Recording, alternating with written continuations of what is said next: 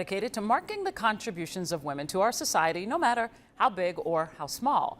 Women's History Month.gov has a list of women, some famous, some not, who have made sacrifices throughout their lives. And during this pandemic, though, many women, maybe even ones in your own life, have made sacrifices, whether it's leaving a career so they can homeschool children virtually or losing their jobs altogether.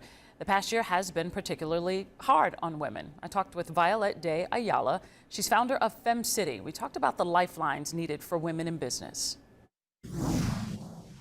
I think even just from the beginning, before the pandemic, those are the demographics of women that were already struggling, right? We were already starting to see those challenges come through.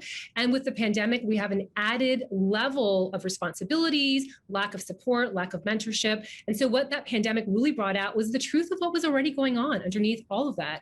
And it's unfortunate to see, but that's the reality and the factual parts of what society was already kind of showing to be reality.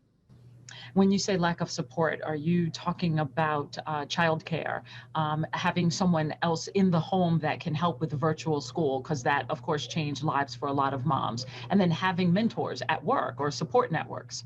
Absolutely. So lack of mentorship is a huge problem, a huge challenge that a lot of women face, specifically in those demographics. And then, of course, consider that many of them are single moms. They're balancing everything. They're perhaps not making executive level salaries. So they're kind of hanging on a string when it comes to their finances already. And the added burden of what they've been experiencing over the last 12 to 18 months is really just dire situation.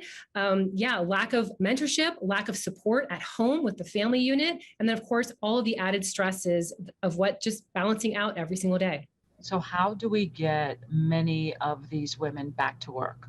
Yeah, to get back to work, first of all, start looking for support systems that you have in place. Sometimes it's just the girlfriend that lives next door. Perhaps it's a coworker that's also going through the same things that you are, or perhaps someone who's also lost their job, where you can kind of start forming those parent co-ops and assisting each other in a babysitting kind of situation. I mean, that helped me out a lot when I was going through some of these challenges, and just reaching out and asking for help. Also seeking ways that will actually elevate and improve your skills. I mean, a lot of these universities are now offering free classes, free certifications that we can take from the comfort of our home or from the library. If you have a library that's open near you, that's a great place to start. There are also a lot of websites out there for women to leverage, to position themselves as freelancers and consultants.